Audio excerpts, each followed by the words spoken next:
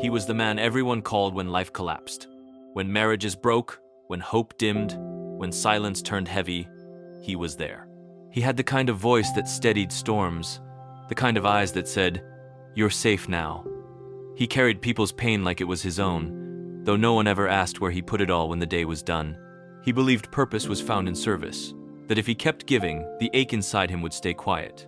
But kindness, when it never circles back, becomes a slow kind of bleeding. And one day, even he began to feel lightheaded. It started small. He forgot to return a call. He slept through the alarm. He said, "I'm fine," when he wasn't. The world saw the same steady man, the one who fixed, mended, and guided. But behind the smile, something was breaking. He had always been the healer. No one ever imagined the healer could need healing too. One night, rain hit the window like quiet applause. He sat at the edge of his bed, holding a cup of tea gone cold. The phone beside him lit up another message, another cry for help. He wanted to answer, he always did. But tonight, he couldn't. His hands trembled, and for the first time in years, he let the phone ring. He realized how lonely it is to be everyone's strength, to be the shoulder, but never the head that rests. He had built a life out of being needed, but he couldn't remember the last time he had been loved without needing to earn it. The next morning, he tried to reach out. He typed a message, "I'm not doing okay." He stared at it for a long time, then erased it. Because how do you ask for help when you've taught everyone you never need it? He drove to work anyway, smiled at the receptionist, listened to a coworker's heartbreak, told someone to take care of themselves, and forgot, again, to take care of himself. By evening, he sat in his car, headlights dimmed, watching strangers pass. He envied them, their unawareness, their simplicity. He wondered if anyone ever looked at him and thought, he must be hurting too. No one ever did.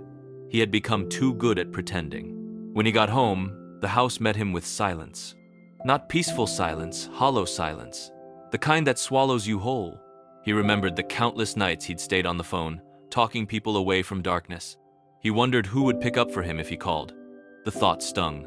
Not because he blamed anyone, but because he realized he had never let anyone see him enough to notice he was fading. He went for a walk, past the park where he once comforted a grieving stranger, past the bridge where he had talked a friend out of ending everything. And for the first time, he looked down at the river and thought, what if no one's coming to save me this time? He stood there for a long while, not because he wanted to end his life, but because he needed to understand what kept him living it. The answer came softly, like the wind brushing his face. He remembered the faces he had helped, the tears that had turned to laughter because of him, the hands he had held without judgment. He realized he had never given for recognition. He had given because it reminded him of what he'd been searching for all along: connection. But connection isn't one-sided. It requires being seen, being vulnerable, being human. He whispered into the night, "I need help." No one heard it, but for the first time, he did. The next day, he called an old friend.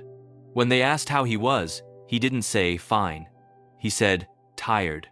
And then, quieter, "I think I've been tired for years." The silence that followed was gentle, not awkward understanding. His friend said, "You don't have to fix anything today. Just let yourself be."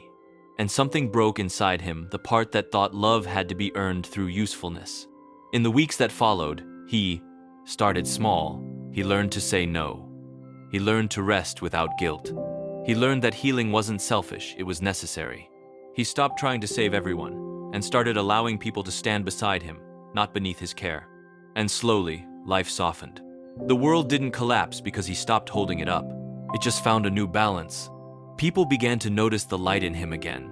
Not the bright, over-giving kind, but a gentler glow. The kind that flickers because it's alive, not forced. One evening, as he sat watching the sunset, a neighbor knocked on his door. A young man, eyes red, voice trembling, asking if they could talk. He smiled, motioned for him to sit.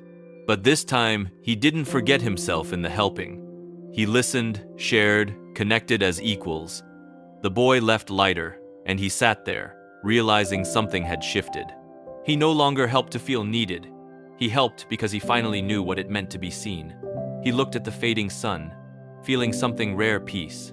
Not because everything was perfect, but because, for once, He wasn't pretending anymore.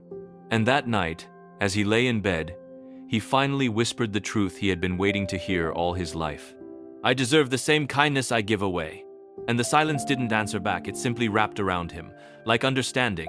He smiled in the dark, and for the first time in years, slept without the weight of the world on his chest. He had spent his life helping others, but peace found him the moment he finally let someone help him too.